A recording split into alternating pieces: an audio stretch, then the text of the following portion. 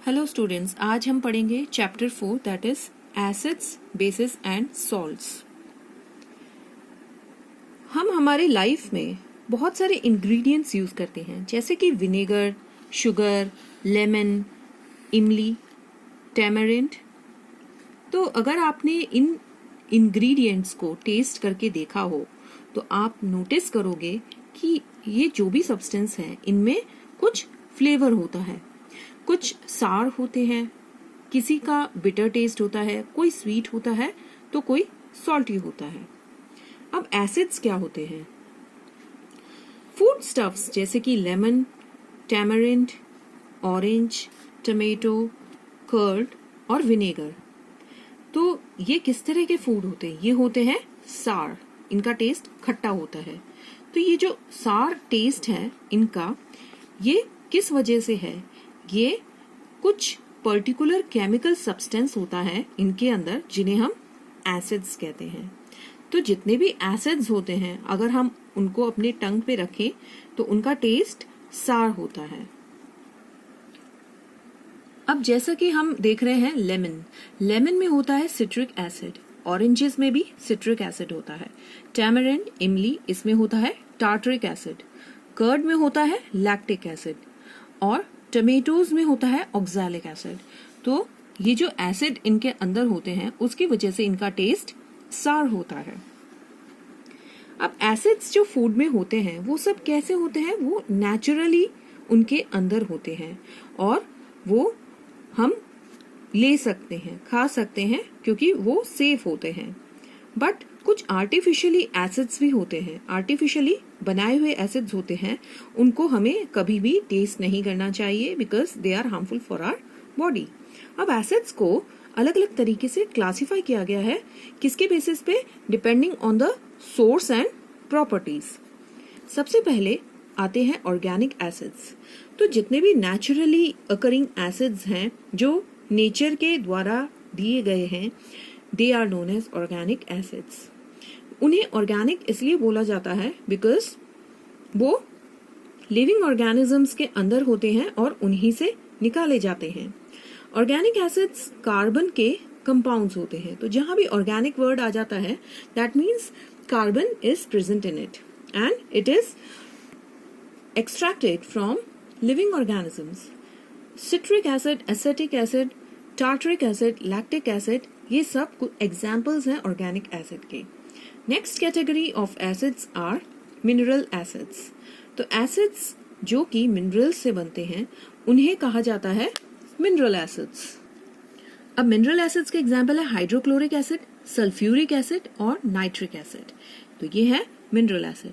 तो hydrochloric acid HCl, nitric acid HNO3, then other type of acid that is H2CO3, then NH4 whole twice Cr2O7. So these are few examples of mineral acids. अब कुछ acids होते हैं बहुत strong, so they are called strong acid.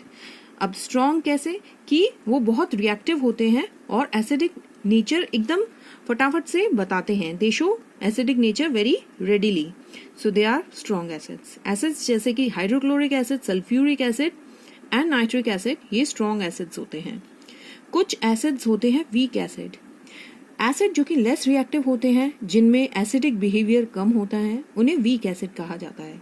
इसका example है acetic acid, carbonic acid और दूसरे natural acids. तो ये सारे एसिड्स वीक एसिड्स हैं। अब यहाँ पे CH3COOH, this is the formula for acetic acid.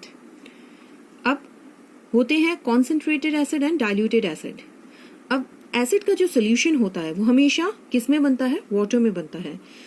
तो percentage of water acid solution में डिटरमाइन करता है उसका कॉन्सेंट्रेटेड फॉर्म या डाइल्यूटेड फॉर्म नेचर में।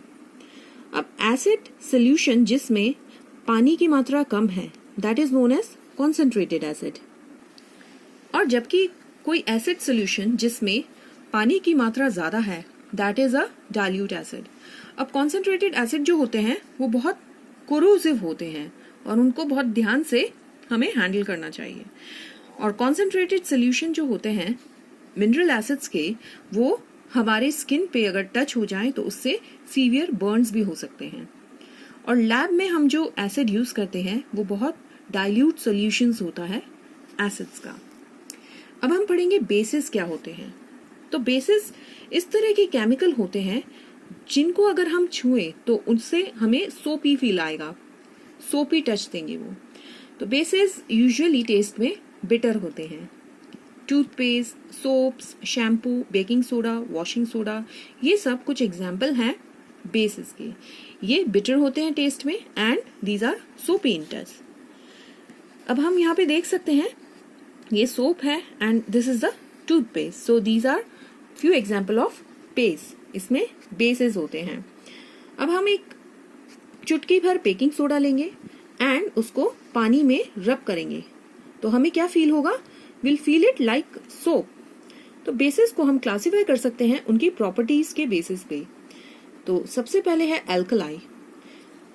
बेस जो कि पानी के अंदर डिसॉल्व हो जाता है वो अल्कलाई होता है। कुछ एग्जाम्पल अल्कलाइज के हैं sodium hydroxide, potassium hydroxide and ammonia solution.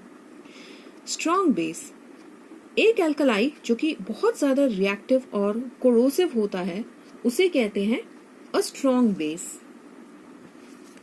ये डायग्राम में दे रखा है sodium hydroxide. This is the bottle of sodium hydroxide and it is very corrosive in nature. The sodium hydroxide and potassium hydroxide are common strong bases. अब एक type के base होते हैं weak base. Base जो कि ज्यादा reactive नहीं होते उन्हें वीक बेस कहा जाता है। इसके एग्जाम्पल है magnesium hydroxide, aluminium hydroxide and ammonium hydroxide.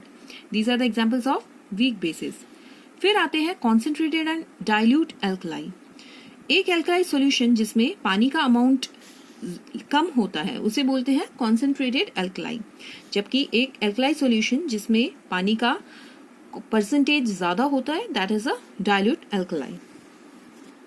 Now acids और बेसिस को कैसे टेस्ट किया जाता है?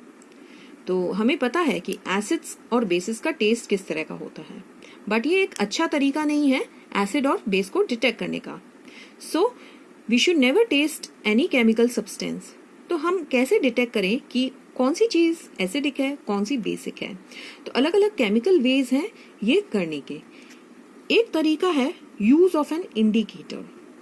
तो इंडिकेटर क्या होता है? इंडिकेटर एक सब्सटेंस होता है जो कि अलग अलग कलर्स देता है एसिड में और अल्कलाई सॉल्यूशंस में। तो जो सबसे ज्यादा कॉमन इंडिकेटर यूज किया जाता है एसिड और बेसिस को डिटेक्ट करने के लिए वो है लिटमस।